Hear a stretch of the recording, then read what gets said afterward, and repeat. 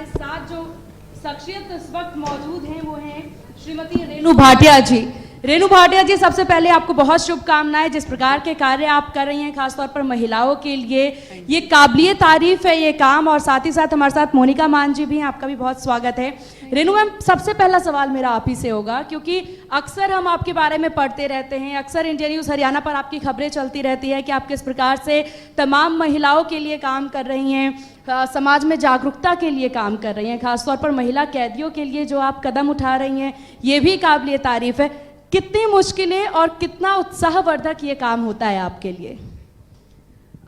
मैं India news का बहुत बहुत शुक्रिया अदा करती हूँ सभी लोगों का जिन्होंने मुझे इस लायक समझा कि मैं आज आपके बीच बैठ पाऊँ। महिलाओं की समस्याएं, हमेशा एक शब्द आता है महिलाओं की समस्याएं। हमें सोचना होगा कि महिलाओं को समस्या देता कौन है, ये बहुत इम्पॉर्टेंट है। अभी डॉक्टर्स का पैनल चला तो मैं सुन रही थी कि कोई भी बीमारी या कोई भी सोच मन से और शरीर से नहीं होती, साइकोलॉजी से होती है। आप साइकोलॉजिकली अगर आप किसी चीज़ को ग्रैब कर लेते हैं तो आप उस तरीके से उसको आगे देखते हैं। तो सबसे पहले तो मैं आपके चैनल के माध्यम से सुनने वाली, देखने वाली हर महिला को कहूँगी कि अपना साइकोलॉजिकल इफ़ेक्ट खराब ना होने दें। आपको कितनी भी प्रॉब्लम हो, किसी भी तरह की आपको फेस करनी पड़ जाए, आपको अपना संतुलन नहीं खोना, क्योंकि जब तक आप स्वयं को मजबूत नहीं करेंगी कोई आपको मजबूत नहीं कर पाएगा। तो ये एक पहला गुर मंत्र समझ ले या एक इलाज समझ ले। अगर हेल्थ कॉन्क्लेव है तो ये एक इलाज भी है कि आपको अपना संतुलन नहीं खोना। और जब आप अपना संतुलन नहीं खोते कोई भी आपको किसी भी तरीके से कमज़ोर नहीं कर पाता। ये एक प्रूवन बात है, आप इसको अपना कर देखिए, आजमा कर देखिए, यू विल सक्सीड। बिल्कुल, और ये बात समझना भी बहुत ज़रूरी होता है। अंशिका जी, मोनिका मान जी भी हमारे साथ मौजूद हैं, CEO Glamute skin and hair clinic Faridabad. Monika ji, मैं आपसे जानना चाहूँगी कि आप बताएं कि किस तरह से आपका क्लिनिक काम करता है। हम स्किन और हेयर से रिलेटेड की प्रॉब्लम्स ट्रीट करते हैं। जैसे हेयर फॉल लोग को बहुत होता है आज के टाइम पे, पोल्यूशन, स्ट्रेस, वही जैसे उन्होंने बोला, एक्ने स्कार्स, रिंकल्स, ये सारे ट्रीटमेंट्स हम लोग प्रोवाइड करते हैं। तो कुल मिलाकर मोनिका जी, आप महिलाओं को और भी ज़्यादा कॉन्फिडेंस प्रदान करने का काम करती हैं, और बहुत ज़रूरी भी है हालांकि ये काम। हालांकि मोनिका जी देखिए, क्योंकि आप जिस फील्ड में हैं और जो चीज़ आप सर्व कर रही हैं उसमें सभी का इंटरेस्ट लेवल होता है कि हम खूबसूरत दिखे, मन से भी और ऊपरी तरह से भी। तो क्या लगता है आपको कि जब आपके पास कोई पेशेंट आता है, खासतौर पर महिलाएं ही आती हैं आपके पास? नहीं, मेल ज़्यादा है। मेल ज़्यादा है? वाह। हेयर इशू उनको बहुत होता है। तो खास महिलाओं को लेकर के अगर हम बात करें तो यहाँ पर अगर कोई महिला आती हैं, वो खुद को ऐसे बोलती है कि मुझे इतनी सारी दिक्कतें हैं, आप इसका कोई सॉल्यूशन बताएं, फिर चाहे फेस एक्ने को लेकर के हो या फिर अन्य बहुत सी समस्याएं, तो आप कैसे उनको ट्रीट करती हैं? क्या मोटिवेशन भी वहाँ पे काम करता है या सिर्फ आप ऊपरी तौर पे इलाज करना ज़्यादा प्रेफर करती हैं? नहीं, मोटिवेशन बहुत इम्पॉर्टेंट है। अगर वो अंदर से खुश नहीं है तो कुछ भी ट्रीटमेंट काम नहीं करेगा। उनको अपना डाइट और मोटिवेशन ऑब्वियसली मिल जाती है अगर उनका स्किन और वो ग्लोइंग फील करती है, वो ग्लो उनके अंदर से दिखता है फिर। और ये देखिए, रेणु भाटिया जी पे भी ये चीज़ काफ़ी ज़्यादा सही साबित होती है, क्योंकि मैं जब भी मैम आपको देखती हूँ, जब भी मैंने आपको देखा है, आपको सुना है, आप हमेशा इतनी अच्छी तरीके से खुद को रिप्रेजेंट करती हैं कि हम सभी को सीख लेने की इतनी ज़रूरत हो जाती है। और मैं तो अक्सर मैम से ये पूछना चाहती थी कि मैम खुद को आप कैसे इतना मेनटेन करती हैं? एक ऐसा प्रश्न आपने पूछा जिसने दिल के तार छेड़ दिए।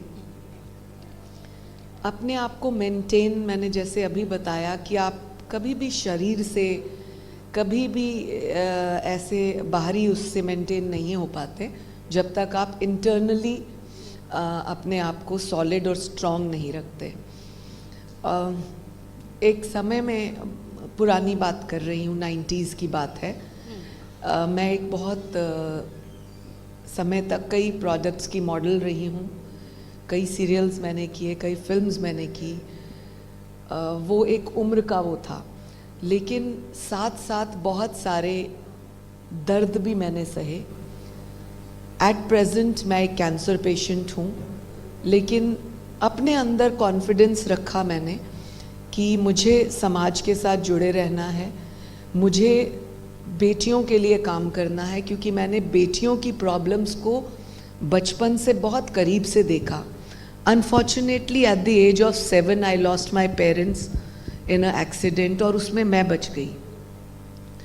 तब से लेकर अब तक कितनी डिफ़िकल्टीज़ आपको होती है, विवाह तक कैसी कैसी आपको यातनाएं सहनी पड़ती हैं, लेकिन आप स्ट्रॉन्ग रहेंगे तो आपका इनर स्ट्रॉन्ग रहेगा, तो वो आपका आउटर अपने आप वो देता है. तो मुझे जब कोई इस तरह से पूछता है कि आपका स्माइल बड़ा आता है हर पिक्चर में, तो मैं हर लड़की को कहती हूँ स्माइल ही हमारा गहना है.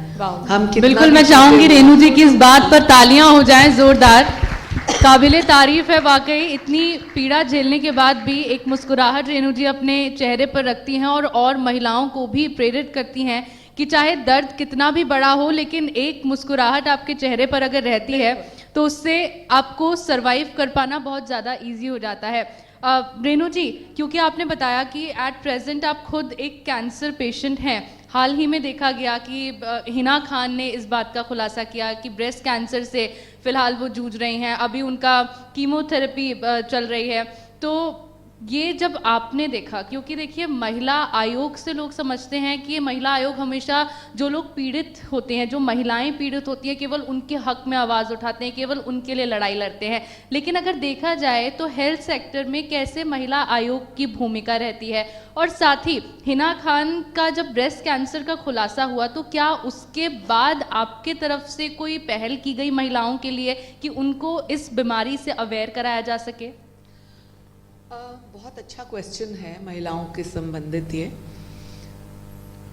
जब मैं 2022 में 19 जनवरी 2022 को मैं चेयरपर्सन घोषित हुई, उससे पहले मैं उत्तराखंड के चुनाव में बिजी थी. वहाँ से आते ही मुझे मालूम हुआ कि मुझे इस दायित्व की जिम्मेदारी दी गई. 1 महीना मैंने खूब दबा के काम किया अपनी महिलाओं के लिए. Suddenly once I went to my doctor just to say hello, और वहाँ पे उसके यहाँ हेल्थ चेकअप कैंप लगा हुआ था. कैंप में उसने मुझे कहा, अरे यार तू आ गई है तो तेरा हेल्थ चेकअप कर लेते हैं, हम कल न्यूज़ में दे देंगे कि महिला आयोग की अध्यक्षा ने हेल्थ चेकअप कैंप का किया उद्घाटन. So maybe God wanted something good from me. I did that health checkup का, मेरा पूरा हेल्थ चेकअप हुआ, सारी चीज़ें हुई. When it went to mammography and the report came, तो doctor said, I am very unhappy with the reports because तेरी इस रिपोर्ट में तुझे ब्रेस्ट कैंसर आया है.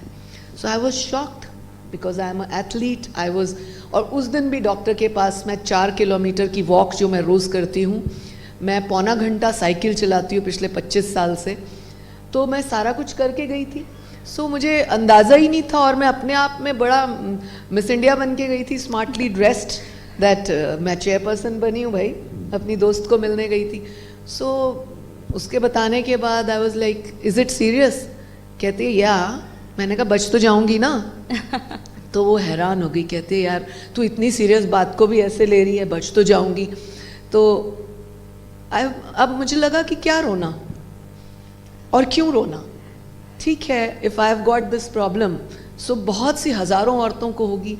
धीरे धीरे जब मेरा इलाज शुरू हुआ तो मैंने ये देखा कि मेरा जब कीमो स्टार्ट हुआ, I went through 14 chemos, then I went through breast operation, then I went through radiation.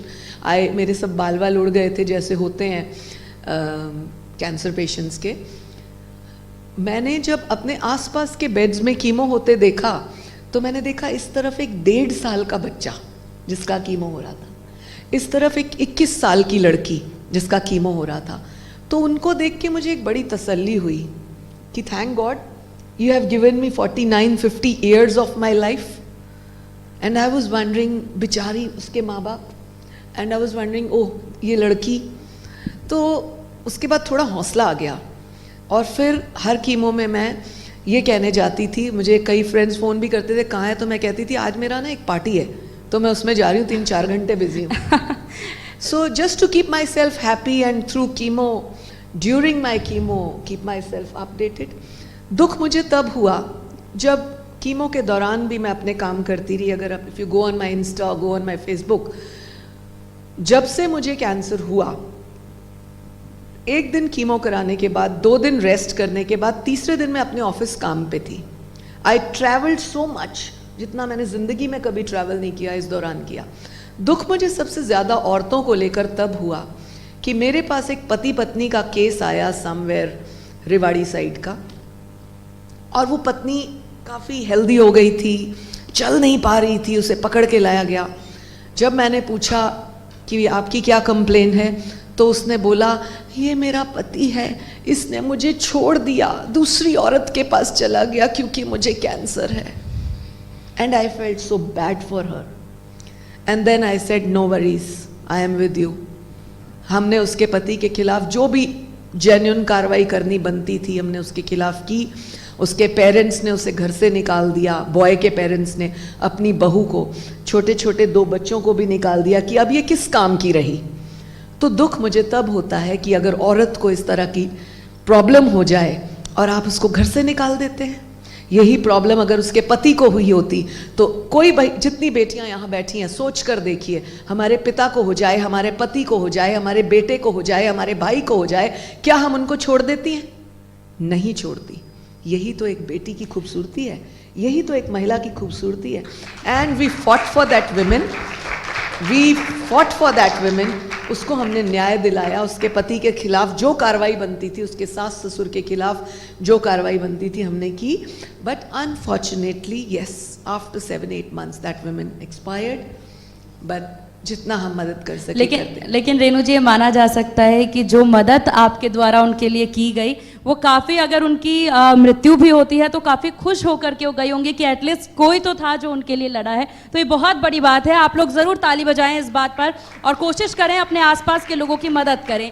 Monika मान जी, क्योंकि आप देखिए एक ऐसे क्लिनिक को रन करती हैं जहाँ पर अक्सर वो लोग आते हैं जो कि अपने कुछ चीज़ों से अनसेटिस्फाई होते हैं, अपने आप को बेहतर करने के लिए आते हैं और बहुत सी समस्याएं आप लेती हैं। हालांकि आज अपना हेल्थ कॉन्क्लेव है तो हम आपसे ये ज़रूर जानना चाहेंगे, क्योंकि बहुत से यहाँ पर लोग हैं जिनको एक उम्र के बाद, क्योंकि आप देखिए जब टीन एज में होते हैं तो बहुत ज़्यादा एक्ने की प्रॉब्लम हो जाती हैं।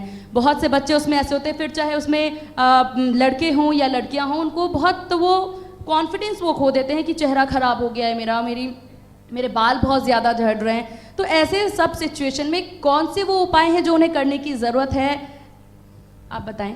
पहले तो डाइट बहुत इम्पॉर्टेंट है इन सब चीज़ों में के लिए। अगर आप अच्छे से खाओगे नहीं तो आपको पोषण नहीं मिलेगा बालों में, तो हेयर फॉल तो हो गई। आपके महंगे ट्रीटमेंट्स आपको लेने पड़ेंगे। ट्रीटमेंट्स हैं, सब चीज़ के सोल्यूशंस हैं, एक्ने ट्रीटमेंट्स, हेयर फॉल के लिए PRP GFC ट्रीटमेंट्स हैं जो बहुत अच्छे हैं, जो अच्छे काम करते हैं। बट अगर आप अपनी हेल्थ पे और स्ट्रेस ना लो तो ये सब। लेकिन स्ट्रेस कैसे ना लें, हमारे चेहरे पे इतने दाने हो जाएंगे फिर शीशे में खुद को देख के बहुत बुरा लगता है। इसीलिए तो हमें आप लोगों का सेल्फ स्टीम बढ़ा। रेणु जी, एक सवाल मैं आपसे चाहूँगी करना, क्योंकि जिस तरह से आपने बताया कि खासतौर पर लड़कियों की अगर बात कर ली जाए तो कई ऐसी लड़कियां होती हैं जो अपने फीचर्स को लेके बहुत अनसेटिस्फाइड होती हैं, तो इस तरह के क्लिनिक्स की ओर वो रुक करती हैं, आती हैं, बोटॉक्स का ट्रीटमेंट लेती हैं, लिप फिलर्स का ट्रीटमेंट लेती हैं।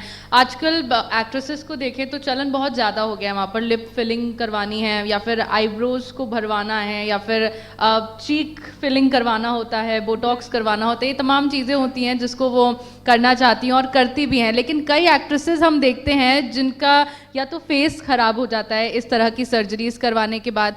वो क्या होता है, क्या वो ये सर्जरी का साइड इफेक्ट होता है या फिर कुछ और होता है जिसकी वजह से उनका फेस खराब हो जाता है और फिर वो अपने आप को शीशे में देखना भी पसंद नहीं कर पाती हैं?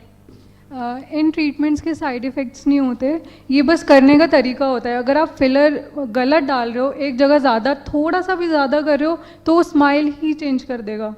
रिंकल क्योंकि ये सब चीज़ें जब करवा लेते हैं तो उसके बाद काफ़ी ट्रोल भी होने लगते हैं। अनुष्का शर्मा हो गई या फिर आयशा टाकिया हो गई, इस तरह की जो एक्ट्रेसेस है जिन्होंने इस तरह की सर्जरीज करवाई है, काफ़ी ज़्यादा ट्रोल होती है आजकल के टाइम पर। हाँ, बट इसमें बहुत डरने वाली बात नहीं है क्योंकि ये लास्ट लॉन्ग रहता है 1.5 ईयर तक। यानी कि सेफ रहता है ये। हाँ, इसका साइड इफ़ेक्ट्स नहीं है। और जो बोटॉक्स आप कराते भी हो, फिलर्स जो भी हो, उसका टाइम पीरियड भी 1 ईयर से 0.5 तक ही है। काफ़ी कुछ है Last जानने long. और समझने के लिए। रेणु जी, हालांकि देखिए, क्योंकि महिला आयोग की जब बात होती है और ख़ास तौर पर जब आपकी कहानियां हम सुनते हैं, आपके द्वारा किए गए कामों पर हम नज़र डालते हैं, महिलाओं को लेकर के जो सोच इस समाज में, और ख़ास तौर पर मुझे नहीं लगता कि ये सोच किसी और ने बनाई है, ख़ास तौर पर महिलाओं ने खुद ही ये सोच बना ली है। महिला मतलब सेक्रीफाइस करना। महिला वो जो घर में अगर 4 रोटी है और खाने वाले 5 लोग हैं तो अपने हिस्से का भी वो दूसरों को दे देंगी। महिला मतलब वो मान सकते हैं हम कि अगर कुछ भी माइनस में जाना है या फिर कुछ भी झेलना है तो महिला सिर्फ खुद को ही झेलना, खुद पे ही वो चीज़ करना पसंद करती हैं, रेदर देन कि वो घर में किसी और को बताएं वो चीज़। ऐसे सब, क्योंकि आपने ऐसे बहुत से मामले देखे होंगे जहाँ पर महिलाएं जो हैं सेक्रीफाइस कर करके समाज में इतनी पीछे हो जाती हैं जिसकी ज़रूरत नहीं होती हैं, लेकिन वो खुद को ही डिमोटिवेट करके पीछे लेके चली जाती है। कितना मुश्किल होता है उनको आगे लेकर के आना। देखिए, ऐसे में मैं महिलाओं को सिर्फ सैक्रिफाइस करने वाली एक मूर्त नहीं कहूँगी। मैं महिलाओं को एक ऐसी मास्टर्स कहूँगी, एक ऐसी मैनेजमेंट करने वाली लड़की कहूँगी, औरत कहूँगी, जिसने बाकी जो हम एक डिग्री वाली मैनेजमेंट मास्टर्स करते हैं उससे बेहतर मैनेजमेंट अपने साथ करे। तो उसको अपने परिवार को कैसे मैनेज करना है, खुद को कैसे अपने आप को बना कर रखना है, इसका भी मैं उदाहरण ज़रूर अपनी ज़िंदगी से देना चाहूँगी। आपने कहा कि महिलाओं को हर जगह सुनना पड़ता है। मैं माइक अगर ऊपर कहेंगी तो कोई भी ऐसा फील्ड नहीं है जहां महिलाओं को अभी तक सहन ना करना पड़ता हो। बिल्कुल। मैं अभी अपने एक साथी से बात कर रही थी कि जब मैं राजनीति में आई थी औरतें आना नहीं चाहती थी। हरियाणा की राजनीति में महिलाओं की दृष्टि से मैं उन पहली 8-10 महिलाओं में से हूँ जो हरियाणा भाजपा में जुड़ी। तो जब मैं राजनीति में आई तो मेरे पति को बहुत लोगों ने कहा, अरे तेरी वाइफ इतनी स्मार्ट है, तू इसको पॉलिटिक्स में ले आया, तुझे पता है पॉलिटिक्स कितनी गंदी चीज़ है। तो मेरे हस्बैंड ने कहा कि ठीक है, पॉलिटिक्स गंदी चीज़ है लेकिन भावना अच्छी होनी चाहिए। और अगर उन्होंने कहा लोगों ने पति को कि कोई इस पर उंगली उठा दे या कुछ कह दे फिर, तो उन्होंने कहा कोई बात नहीं, मेरी पत्नी पर उंगली उठेगी, आगे कई महिलाओं का रास्ता बनेगा। तो ये एक बहुत बड़ी बात थी आज से 34 साल पहले एक पति के कहने की, जो आज भी लड़के नहीं कह पाते हैं।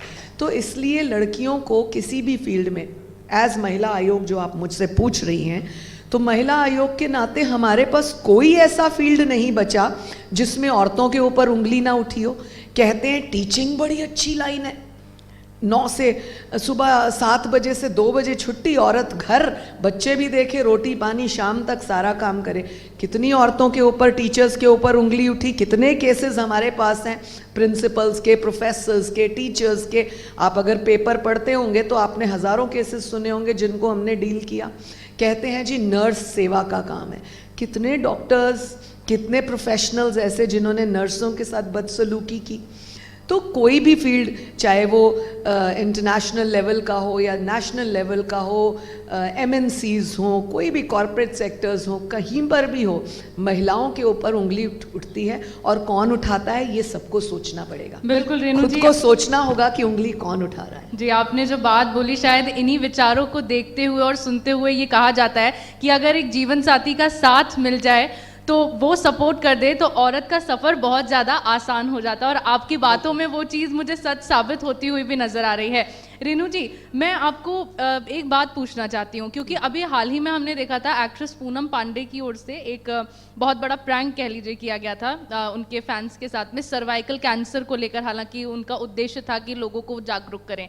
सर्वाइकल कैंसर महिलाओं में बहुत ज़्यादा ऐसी बीमारी है जिससे महिलाओं को जागरूक रहना भी चाहिए। तो पूनम पांडे की ओर से जो तरीका सर्वाइकल कैंसर को लेकर जागरूक करने के लिए महिलाओं को यूज़ किया गया, जो तरीका अपनाया गया, आप उस तरीके को किस तरीके से देखती हैं? क्योंकि जब उन्होंने अपने फैंस को ये खबर सुनाई कि उन्हें सर्वाइकल कैंसर था और फिर उससे उनकी मौत हो गई, अचानक फिर पता लगता है कि पूनम पांडे जिंदा है, और वो सिर्फ ये नाटक इसीलिए कर रही थी ताकि जो समाज में महिलाएं हैं जिन्हें सर्वाइकल कैंसर के बारे में नहीं पता है उनको वो जागरूक कर सके। फिर वो ट्रोल भी काफ़ी ज़्यादा हुई, फैंस के निशाने पर भी आई। आप इसको किस तरह देख रही हैं? देखिए, मुझे ऐसे लगता है, जो मैंने अपने ऊपर प्रैक्टिकल भी देखा और लोगों के ऊपर भी देखा, कभी भी किसी की बीमारी का मजाक नहीं उड़ाना चाहिए। और ख़ास तौर से बीमारी का तो किसी के भी नहीं उड़ाना चाहिए। और ये जो तरीका सर्वाइकल कैंसर को दिखाने का था, इसके और कई तरीके हो सकते थे। If you really want to highlight yourself और ट्रोल समथिंग और do something for women, you could have done it in a very better way, in a positive manner, in a counselling manner में कर सकते थे। So this was not a good troll. डर भी जाता है इंसान, घबरा जाता है और उसका नेगेटिव इफेक्ट भी पड़ता है। अच्छा मुझे ऐसा है, इससे आपका सेटबैक हो जाता है। अगर मैं अपनी भी बात करूं, जो मैं करना भी चाहती हूं एग्जाम्पल के साथ, जब मुझे ये पता लगा मेरे को हुआ, तो सबसे ज़्यादा खुशी किसको हुई होगी आप बता सकते हैं?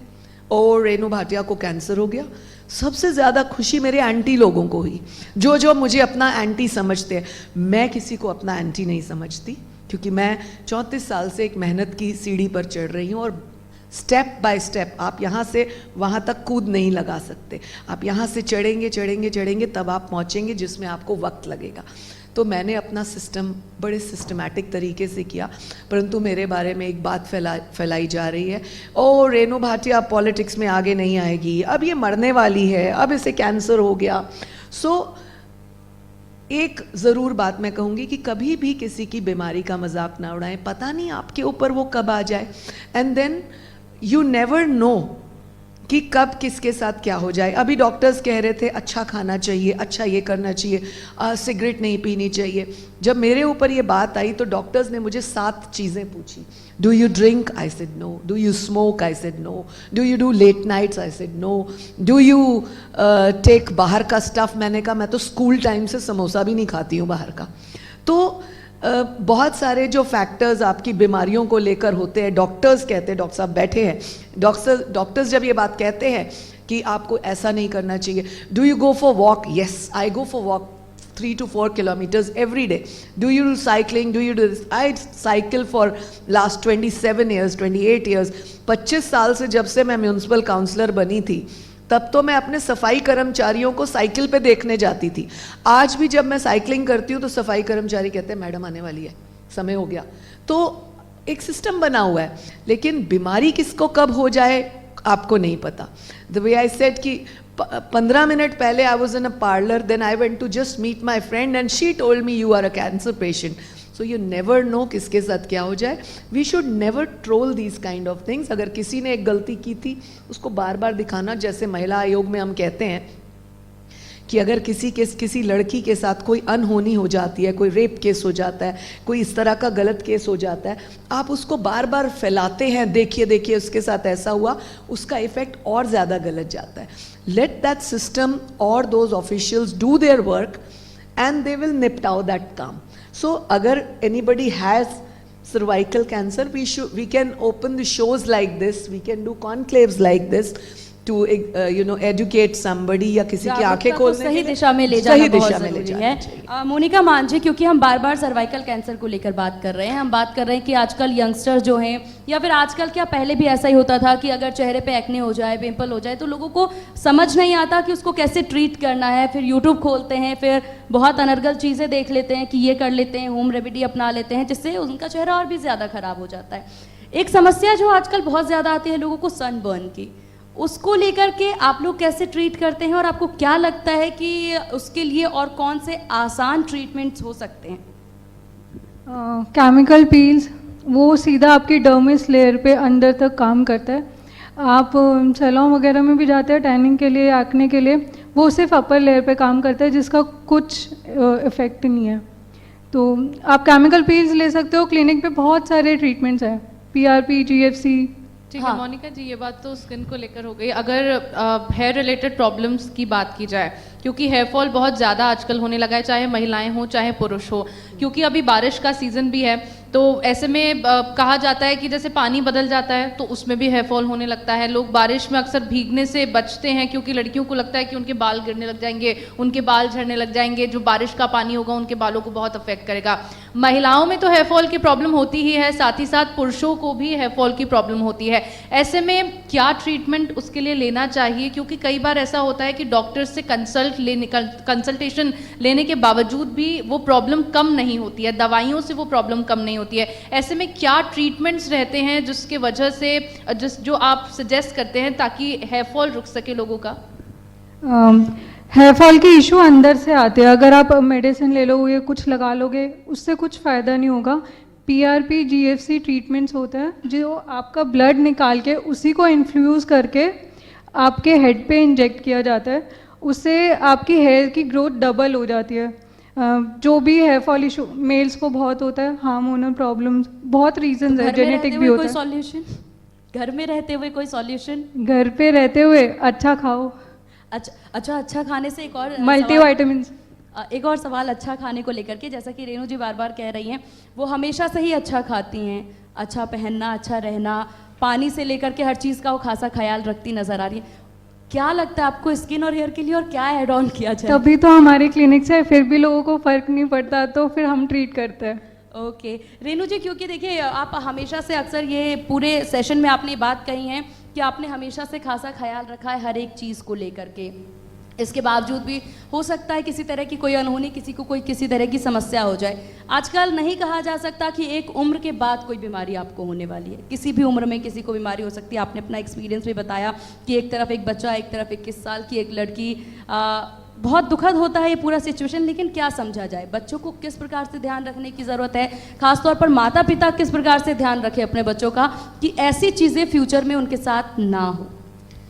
देखिए, मैं एक ही बात कहूँगी कि चाहे औरत हो आदमी हो, अब हेल्थ इश्यूज़ की अगर हम बात कर रहे हैं, ये सेशन जिस तरह से ये कॉन्क्लेव हेल्थ का है, तो हेल्थ विल नॉट से नहीं औरत पर अटैक करूँगा, आदमी पर नहीं करूँगा।